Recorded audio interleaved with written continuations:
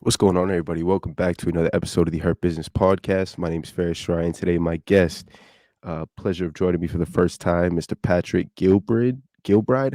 How do we? Gilbride. Gilbride. Gilbride. Okay, how we doing today, Patrick? I'm doing great, man. Just got out of boxing and rushed home to jump on this interview. Yeah, man. I apologize. We had to reschedule this a few times, but I'm very excited to finally get to doing this. No Uh, problem. Making it happen. Hell yeah, dude. So, first question I got for you is, what's the ramp up like from going from non-camp training to in fight camp training? How much do you ramp it up, and as it gets closer, how much more intense is it for you? So it's kind of funny. My wife and I were actually talking about this today. I really train almost every day, anyways. I think the difference is when I'm in camp, the intensity changes.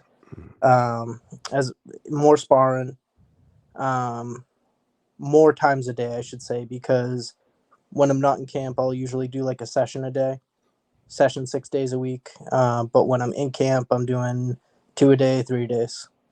And how are you splitting up all the different martial arts, the boxing, the kickboxing, the jujitsu, the wrestling, all those different arts? So I box every Monday, Wednesday, Friday, Sunday. I do jujitsu every Monday, Wednesday. I wrestle every Tuesday. I do MMA every Tuesday. Thursday, Saturday. Um, what else? I don't just do straight kickboxing anymore or Muay Thai. Occasionally, I'll mix it in if I have an open night. Um, but yeah, mostly MMA sparring. Mm. Do you have a favorite one of all those different trainings? Jiu-jitsu is definitely my fallback, but I'm really taking a liking to boxing lately. Mm. What changed? What's changed about boxing for you? It's just something that I've always needed to work on, and I've been putting a lot of effort and showed my last fight. I landed my hand, showed I'm heavy-handed, so putting them together. Oh yeah, man, and it's surprising you say that because you finished that fight with a triangle choke. Yeah, yeah, I did, but I had to get him to the ground. I dropped him. Yeah, yeah. And that was last October at Cage Titans 56. Well, how was that night for you? It was good. I was out for a while. I had some injuries, so I got my elbows done. I had surgery. Mm, I had some nerve damage, but we're all squared away and got in there. It was like I never left. mm. How the surgeries you like replace like elbow replacement? What kind of surgeries did you need done? So I had bone spurs and impingements. Mm, My nerve, I couldn't really feel my hands and really use my right arm too well, just because the nerve, like it was numb the whole time. I'd wake up in the morning in about 20 minutes until I'd get feeling in my hand. damn. Yeah, it was pretty rough, but Yeah. yep. How was the recovery like after the surgery and coming back to everything? So I thought it'd be a lot quicker, to be honest. It took about a year until I Mm, got my strength back. It's one of those things that if you rush back into it, it's just going to be make it worse. So I really took the time. I did the right thing for once in my life and rested and made sure I came back stronger and didn't rush it to come back too soon. mm. Yeah. It from the outside's perspective, you came back at a perfect time. You looked awesome. Thank uh, you, thank you. Last October, man. Unfortunately, I was not in the building. I didn't get to see it live, but this time around, March 18th, I will be there. I will be front Awesome. row. Nah, miss, you're in the night show or the early daytime show? I'm on the night show. Yeah, that's the place to be, man. That's Yeah, gonna be the place to be. gonna be So night. March 18th, what's the feeling like? You're about 2 weeks out, about 15 days away from the event. What's the feeling? Yeah. Um, I mean, another fight, man. I'm excited for it. I'm ready to eat again. But yeah, I've been working hard towards this, so ready for that night. Mm. And do you, in preparation for fights, are you deep diving onto your opponent? Are you trying to see the styles and how they clash and how he like watch tape? Are you one of those guys? I always watch tape. I try to find ticks in my opponents, Mm, um, and then I try to capitalize on those ticks. We'll drill if we see something that he does regularly. Like, for example, he's no secret. He's good at chokes, right? He's caught a bunch of people with guillotines. He's has some rear naked chokes, so got to be wary of that. And he also he doesn't care who you are. He's coming at you. He's been in there with Sean Lally. He's been in Mm. there 145, 170 years. He's coming to fight. And so are you, aren't you? Oh yeah, of course. What's your prediction for this one? How do you see it go down? Mm, Either first or early in the second round finish. Probably TKO. Mm. Let those boxing hands fly, huh? That's. Yeah, I think the control on the ground is going to Mm, be the difference. mm. You talked about jujitsu being your fallback. Is that the first martial art you got into as a young kid? No, I did Tang Soo Do when I was Thanks. really young. What's Uh, that? What's Hanks to do? it's a Korean martial art, but it's kind of funny because I'm really good at trips. Mm, And we did a lot of trips. Well, since a young age, I think I started at like 6 years old. I wow. did it for a few years, and then I took some time off from martial arts and got back into jujitsu when I was 14. So you're So doing it from like 6 to 6 to 10ish, I would say 10, 11. And then I took a few years off, played traditional sports, and then came back to jujitsu. and at 6 years old, are you only doing, the Korean martial art? You're not doing any other sports at that No, time? no other. Oh, that's not true. I was playing hockey, Okay. baseball, but that was the only martial art back then. Yeah. I wanted to box so bad, but my parents wouldn't let me. They were fine with the other stuff? Well, I don't think they really knew what it entailed when Mm, I got older and started doing jujitsu. yeah. Yeah. As a six-year-old, what makes you say, like, I wanna do that. I don't wanna go play basketball or football or baseball or soccer like the traditional kid. I wanna do something a little different. I think it was more my father wanted me to get into some type of martial art to learn how to defend myself. Mm. It wasn't necessarily me pushing that, but I enjoyed it. Was he a martial artist himself? He did some boxing, and yeah, I think he did taekwondo when he was Mm. younger. So he never had no reservation about you getting into MMA and fighting professionally? I wouldn't say that. They do not like me fighting. Yeah, I mean, They do not like me fighting. it's a They tough accept position it. to be They in, accept yeah. it now, but they'd prefer that I would just work my day job and continue to go that path. Mm. Yeah, it's a tough thing, man. The parents love there's nothing that compares. Yeah. There's nothing Yeah. that compares. So, you're 10 years old. What sports you get into at that point?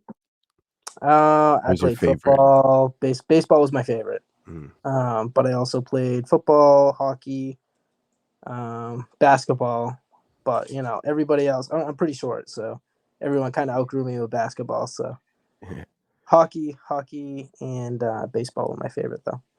Hockey's fun, man. As of old age, I started like, as I got older, I got into hockey more and more, and now I'm, like, locked into the Bruins games every night. It's nuts. These things are Yeah, so fucking entertaining, bro. they're killing it this year too. They look awesome. I just recently watched that game from 2011 against Dallas that it was, like, 4 fights in the opening 3 seconds.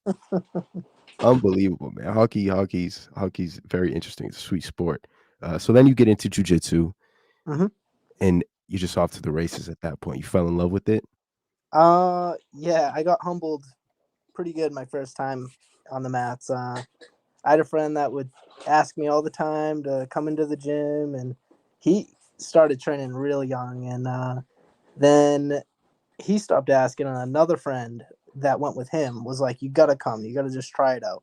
So I went to jujitsu with him, and I got the shit kicked out of me by some girl with purple hair.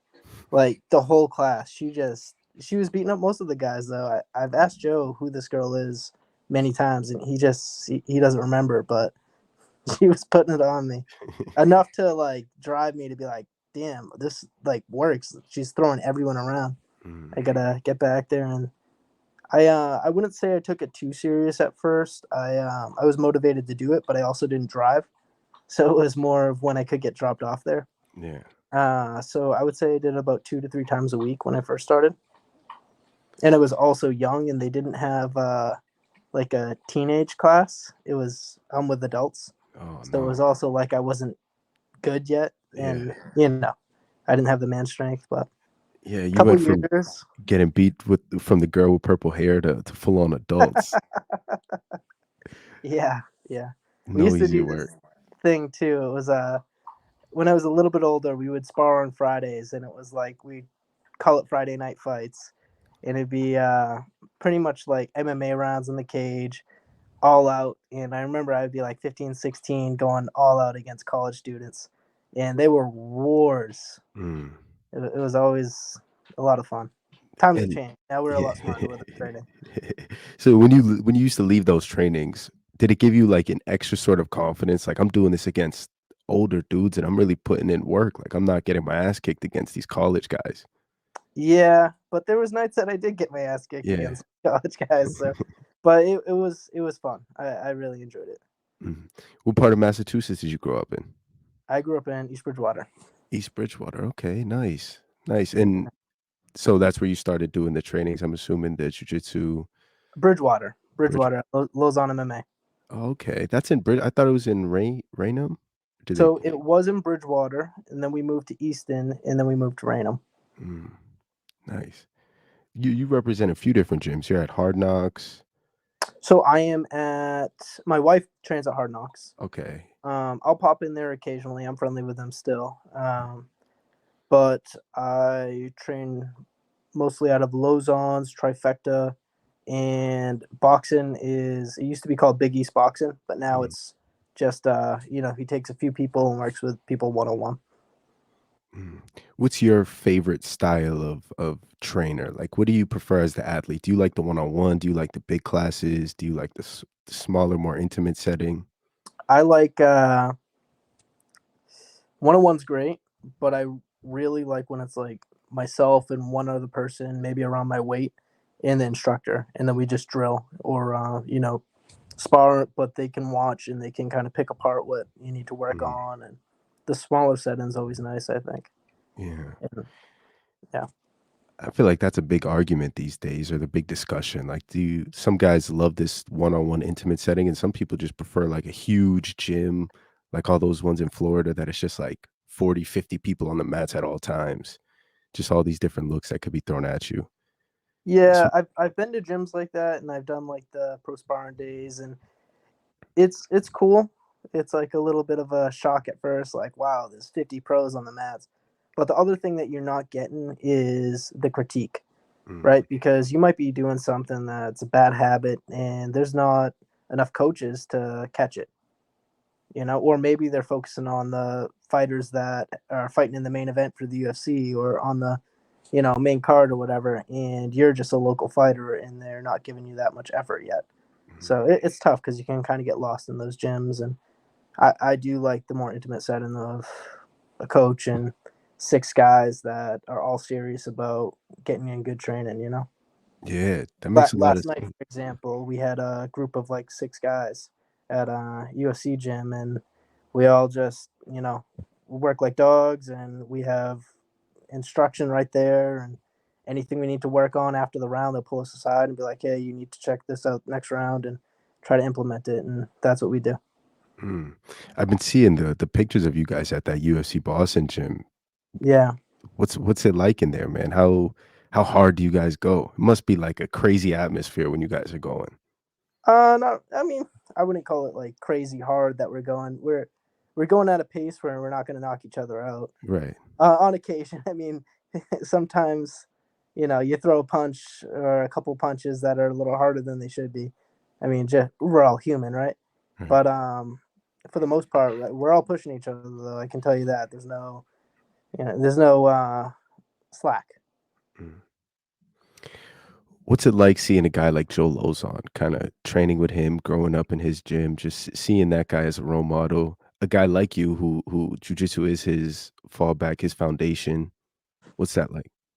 Um, Honestly, it's kind of funny because like you'll go somewhere and Joe's there and people come up and ask for an autograph and it's just like whoa, this is, he is a celebrity. But on the other end of things, like Joe is one of the coolest guys you'll ever meet. He's always there to help. He's been helping Valdina and I out a lot this camp, taking time away from his family to help us prepare. You know, it's really nice because he's also a great role model out of the gym. The guy does everything right, and clearly it shows with the success of his gym and his career. Really someone that myself and a lot of younger fighters can look up to. Yeah, man. And even fans, just seeing him and all the wars he's been in and the perseverance. And I just follow the Lows on MMA page just to see those templates that they put together with like a savage quote, and it's just Joe like bloodied up. Those are such awesome content, man. Sometimes they just get you through your day. Yeah. Uh, but yeah, man, big shout out to the legend Joe Lozon. Um, so March 18th, Cage Titans, main night. Man, I cannot be more excited to see you fight. You gave us a prediction. What's next? Granted, this night goes your way. What's next for you, Pat? So regardless of the result, I mean, I'm going for that win, obviously. But regardless, I am taking some time off. I have my honeymoon actually, Nice. so we postponed our honeymoon, but we're actually going to Japan. So we're Oh, going to train out there too. I can't wait for that. That's going to be cool. We're bringing our stuff, gonna train all over Japan. We're traveling Tokyo, Kyoto, Osaka, a few other places, but it'll be nice. first Uh, time? First time, yeah. Yeah, dude, you're gonna have a great. I went there last year for the first time. Unbelievable. I can't wait.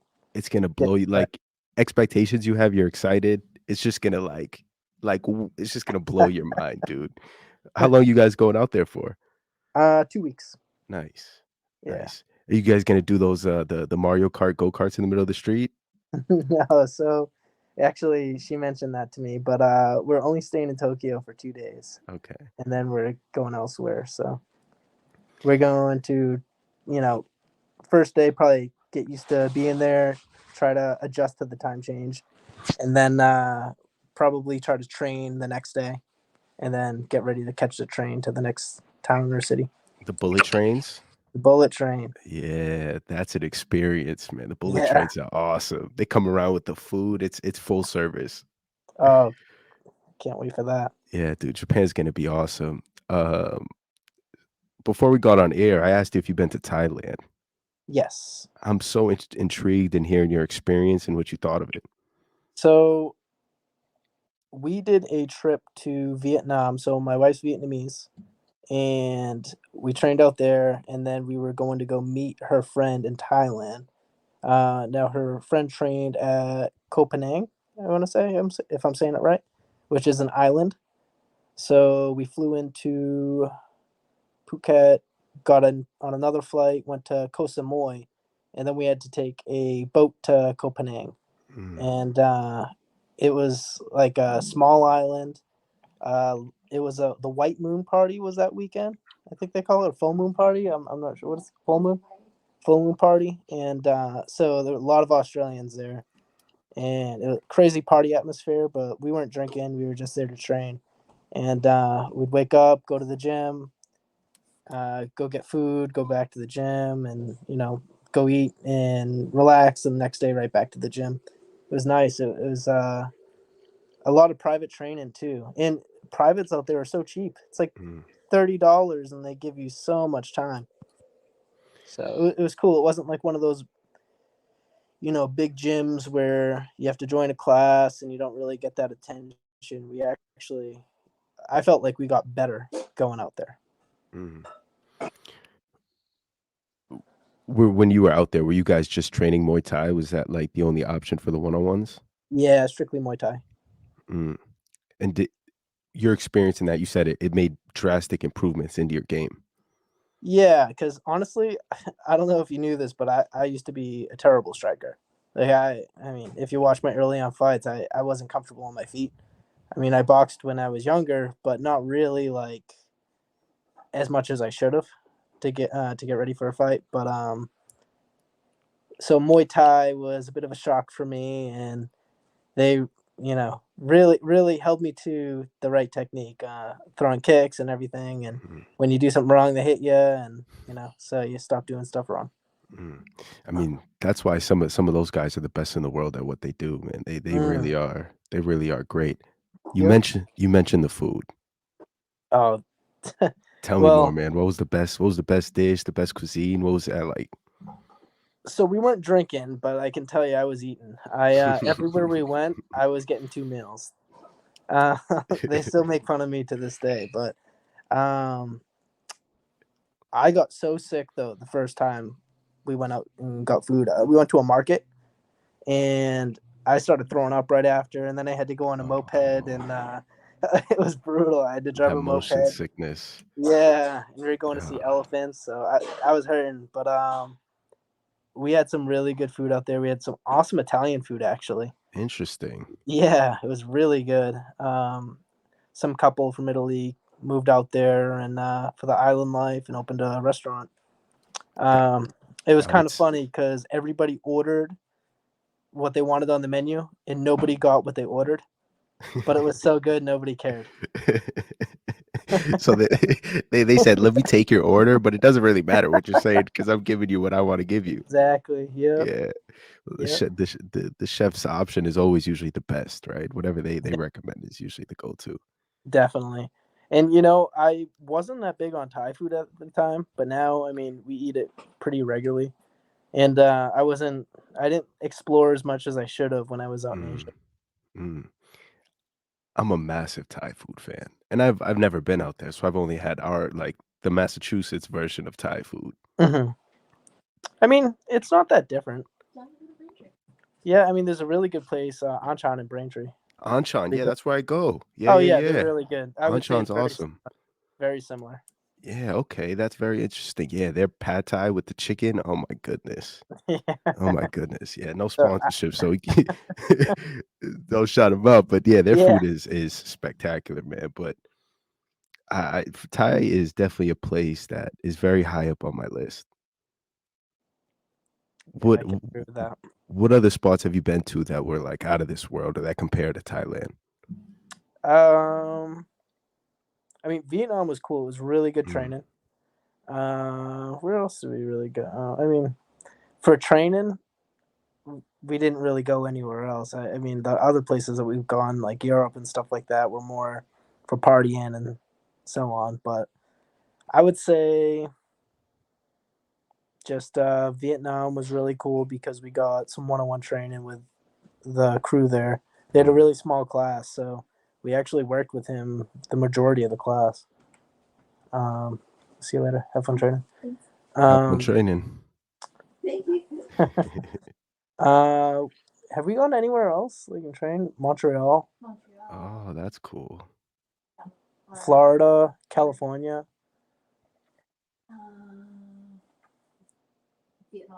Yeah, I already said that.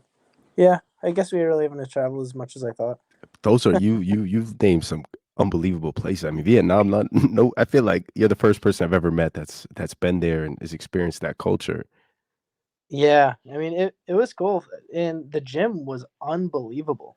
I Yeah. still haven't been in the gym that had that many options. I mean, they had a full pool, full gym, a couple of rings, bunch of mat space for jujitsu. Wow.